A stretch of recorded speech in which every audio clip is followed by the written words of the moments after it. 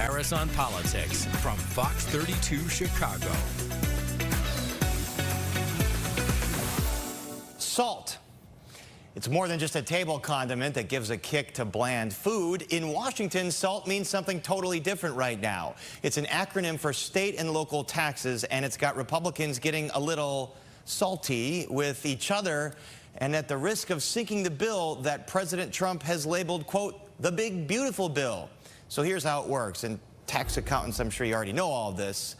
So, SALT, it refers to the amount of taxes paid to local governments, i.e. property taxes, that one can deduct from one's federal income. The 2017 tax bill put a cap on the amount one could deduct, $10,000. That means a higher federal tax bill for people in high-tax states like Illinois. Now, many residents pay far in excess of $10,000 on their property taxes, so it's likely their federal taxes went up because they couldn't deduct as much. Now, what state does this impact the most? Beyond Illinois, there's California, New Jersey, New York. If you're not getting it yet, they're all blue states. So nobody can deny that there is a political element to the effort to cap SALT deductions. It hurts blue states more than red states. And those blue states are typically donors, meaning their residents pay more to the federal government than they get back, while many red states are the taker states. Illinois Democrat Brad Schneider says he hopes Republicans go for a full repeal. Quote, the unfair cap on the SALT deduction has hurt families and communities in my district in Illinois for the last 6 years, Schneider said. Capping the SALT deduction has resulted in double taxation by forcing constituents to pay federal tax on money they have already paid to state and local governments. Now here's a little secret about blue states. They have Republican representatives too. And a group of Republicans from those high-tax states now are helping to stall the budget bill until there's a deal on SALT. And there's so many options being proposed right now, from raising the cap to $40,000 to eliminating it entirely. So, Illinoisans from Lake Forest to Forest Park to Park Forest, grab the popcorn and put a little extra butter and, yes, salt on it. What happens over the next few days could mean a difference of tens of thousands of dollars on your tax bill. Coming up on Paris on Politics. Tonight, Trump's so-called big beautiful bill. Will it kick Illinoisans off Medicaid and actually raise some taxes? Republican Congressman Darin LaHood weighs in. A new analysis finds a quarter of Chicago public high school students miss 35 days of class per year, behind the troubling trend. Congestion pricing and driver protection. A coalition of rideshare workers sound off on some of the Uber issues. And a Chicago Catholic leader returns home from Rome after attending the installation of Pope Leo XIV. This is Paris on Politics from Fox 32 Chicago.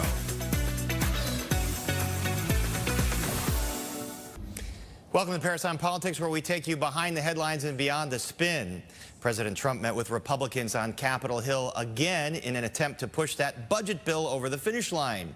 He's trying to twist arms around the Republican holdouts who are concerned about the SALT deductions we mentioned, and others who are not happy that despite years of promises, the bill will likely expand the federal deficit by trillions. Earlier today, I spoke with Illinois Republican Congressman Darin LaHood, who said he wants his GOP colleagues to iron out their differences and pass the bill. We have to get it passed. It's the president's priority. There's a lot of really good things in this bill for working families, for small businesses, for medium-sized businesses, to get us back on track. And so we're working through those last few items that involve issues like SALT, some Medicaid issues, some issues with the IRA, but I'm confident we'll get it across the finish line. SALT meaning state and local taxes. You know, there's a lot of talk, especially from Democrats, that this bill is going to slash Medicaid. It's going to slash programs like food stamps that lower income folks rely on. Will Illinoisans be kicked off of Medicaid rolls and food stamp rolls as a result of this bill? They will not, Paris. The president's been very clear on this. We've been very clear on this. That we're not going to slash and take a sledgehammer to Medicaid.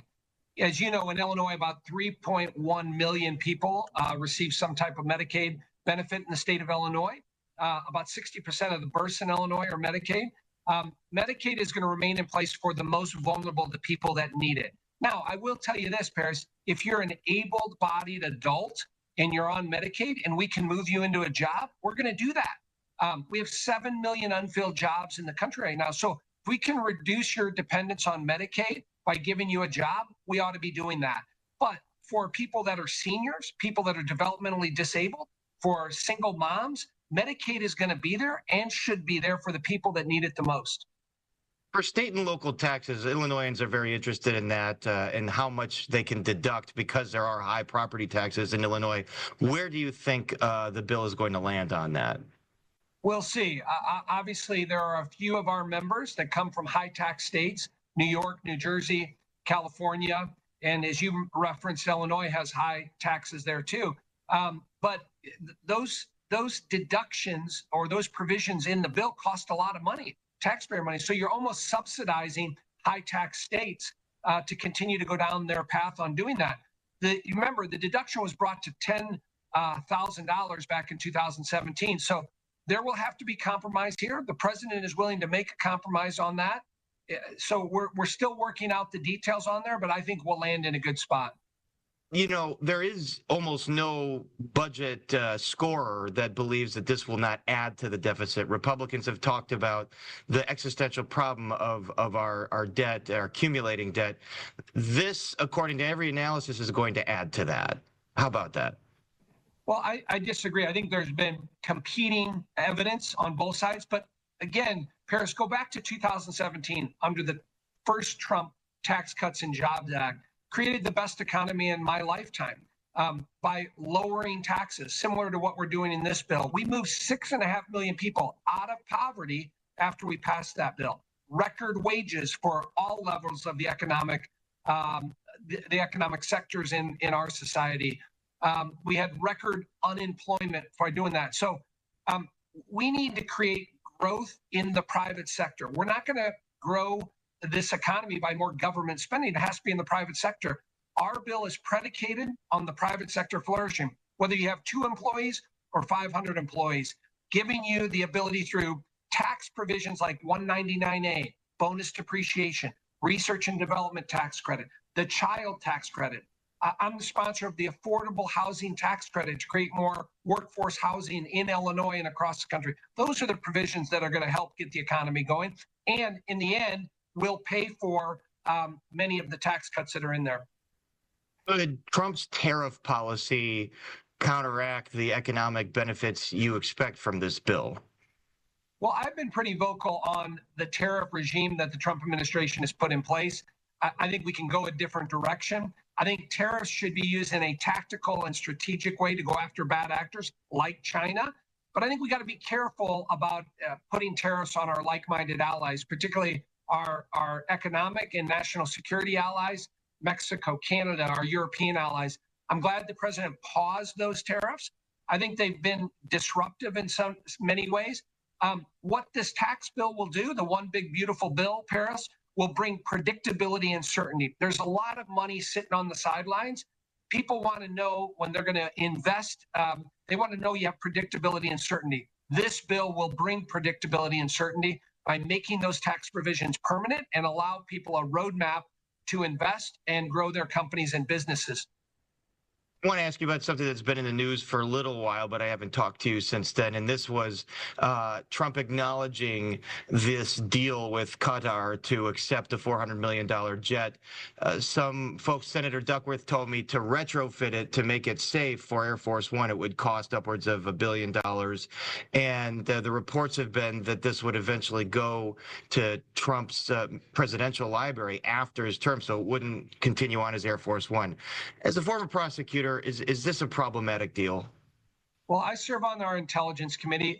I would just make the statement, I don't think it's the best look for the United States to be accepting a plane from a country like Qatar that hasn't had the best record when it comes to terrorism and human rights and other issues. I'm going to reserve judgment and see if this actually happens moving forward. But I do have concerns from a perception standpoint and from a national security standpoint. Let me ask you about politics because we see now the Democratic field for Dick Durbin's Senate seat shaping up. It's not often that there's a competitive race in Illinois for Senate. Is this something that you're considering on the Republican side? Well, I've been approached by many people that I respect in Illinois, Paris. I love the job that I have representing the 16th congressional district and the 730,000 people that elected me.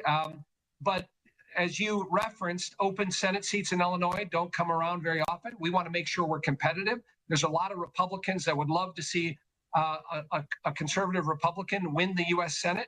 And I think that's doable in 2026. So I'm going to continue to talk to people that I respect and also my constituents on that, and we'll give it a hard look. Did you notice an extra $1.50 charge on your last late-night rideshare ride? Uber says, whoops, that was a mistake. But an alliance of Chicago rideshare drivers aren't so sure, and they're asking Chicago City Council to step in and regulate companies like Uber and Lyft. And joining me with more on this is Lee Berry of the Chicago Gig Alliance and a rideshare driver himself. Lee Berry, Uber says that they're reimbursing folks now for this mistaken congestion fee that they charged outside the congestion fee hours. Why did the stick and drivers cross so badly? Well, you know, this is just, I would call this another gotcha moment for Uber, okay? There's a perspective on this. Yes, it happened. There will be investigations. We'll find out exactly why this happened. I will say that drivers, you know, we're the public-facing people. We're the ones who are there with the riders, and if they're upset because they see a surcharge that seems inappropriate, who are they going to call?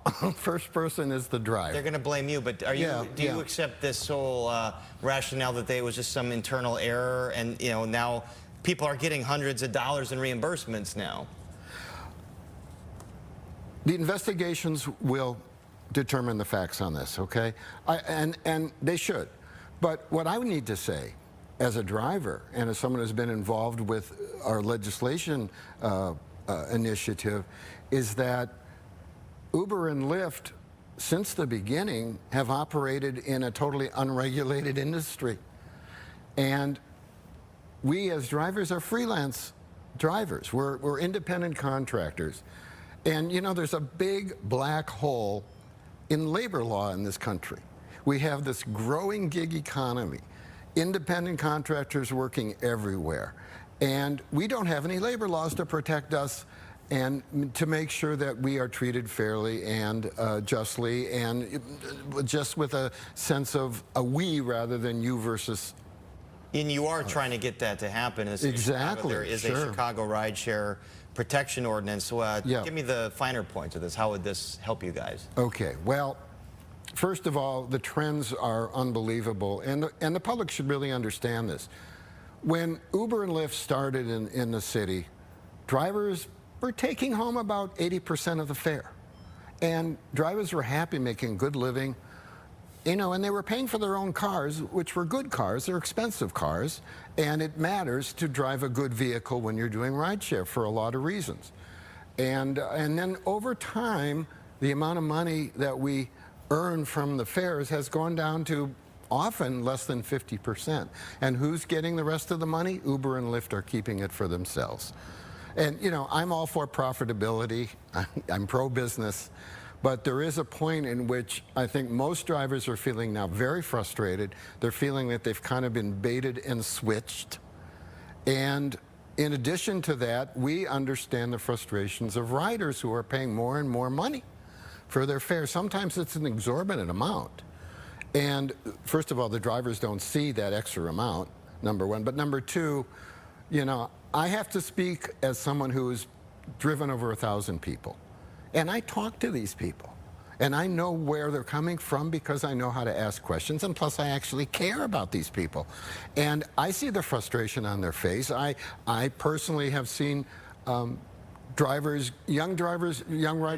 And I was just going to say, as I understand, in European countries, you were telling me earlier, there are regulations where the drivers do see more of the money. Lee Berry, we got to keep the discussion there. Okay. Thanks for coming in. Do you have one more quick point you wanted to make? Drivers are being deactivated with no due process. That has to change. Okay. And we need to have better safety. Okay. All right. All right. Well, to be continued on this debate. Lee Berry, thanks very much. Thanks. How often are students actually attending class in the Chicago public school system? A new analysis by Chalkbeat found a chronically high rate of absenteeism despite the system's claims that graduation rates are improving. And joining me now is Chalkbeat reporter Mila Kumpalova, who covered this story in collaboration with WBEZ. Mila, good to see you. So according to your analysis, nearly a quarter, that's 25,000 high school students, missed at least 35 days of class last year. It's a staggering number. Did your data give you any insight as to why that is? Well, in fairness, we have seen student absenteeism really shoot up across the country post-pandemic, and it's an issue that has remained really stubborn in Chicago, across Illinois, and districts across the country. And we have seen some districts make headway in getting back to normal. CPS has done that at the elementary level, and there's been a little bit of a decrease at the high school level, but clearly the numbers remain really high for reasons that I think everyone agrees are fairly complicated. Kids are still recovering from the pandemic in some ways, both academically, but most importantly, perhaps in terms of mental health. There's still jobs and sibling care that kids took on during COVID and have stuck with. And then we hear from a lot of educators who are saying the pandemic and virtual learning kind of really sent for some families, not just kids, but parents, this message that attendance is less important, that it's optional. Right, and that's a mentality that just kind of started with the pandemic, and yet CPS reports graduation rates inching up from 81 to 84%. So how can you have a quarter of students missing 35 days and still have 85% graduating? Well, that was certainly the question that Sarah Karp, my colleague at WBZ, and I asked ourselves last summer when we first decided we should look into this a little bit more. We know traditionally that there's been a very close connection between attendance and graduation. So when students miss school, they are generally less likely to graduate. So we wanted to look into what seemed like two conflicting trends. And what I don't know that, again, there's a simple answer to that question, but what we heard a lot from everyone from district officials down to teachers we spoke with on the ground is that it has become easier to graduate, especially if you're missing some school. The district, a little bit before the pandemic, kind of really took out attendance as a requirement for passing classes. And overall, the district has really tried to give students more opportunities to pass their classes, even if they submit work late, even if they're missing assignments, even if they miss a lot of days of school.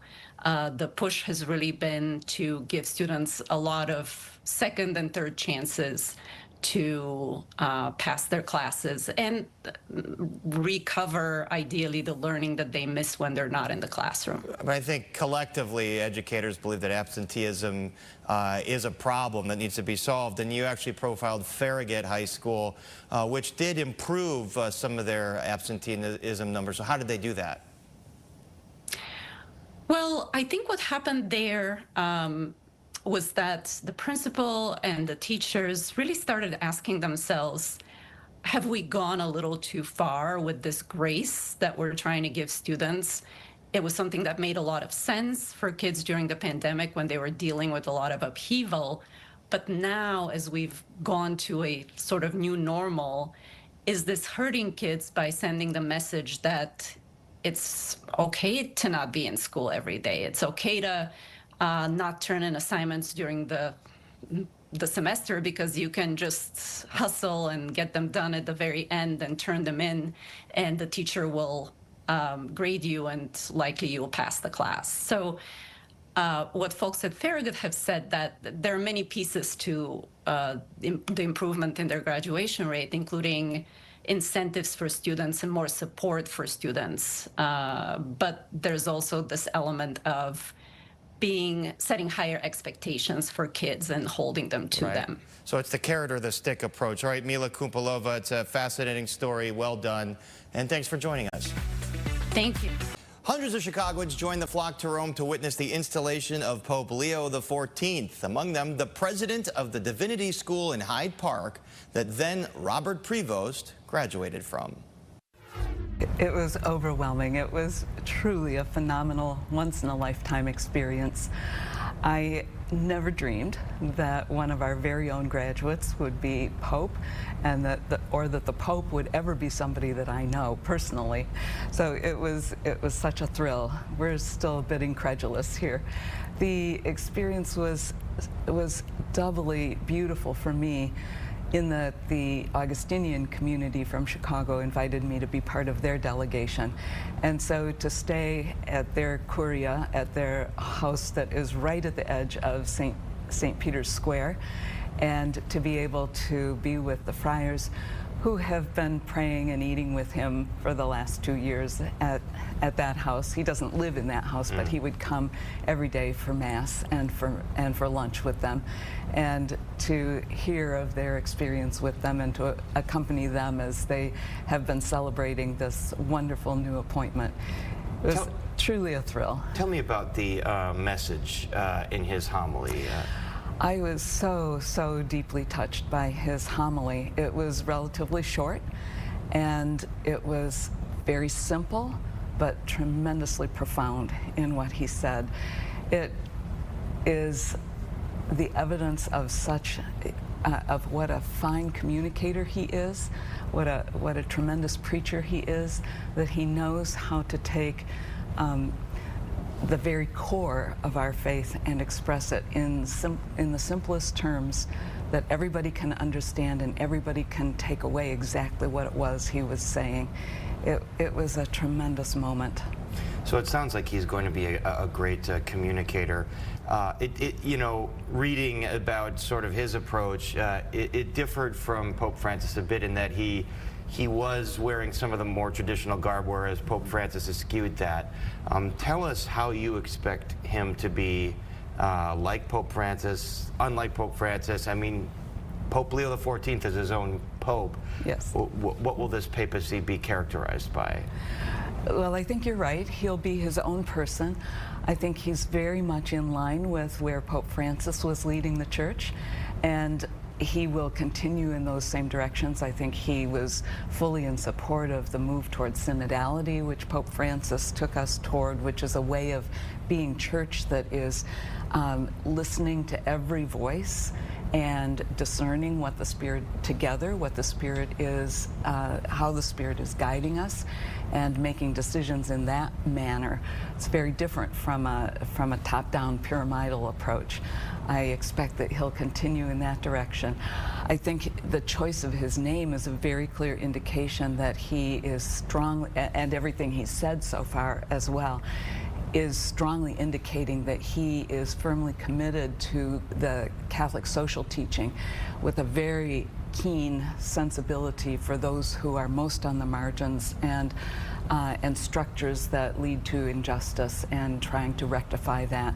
We've already heard him speak in those ways, attention to migrants and refugees and those who are forgotten and on the fringes, much like Pope Francis.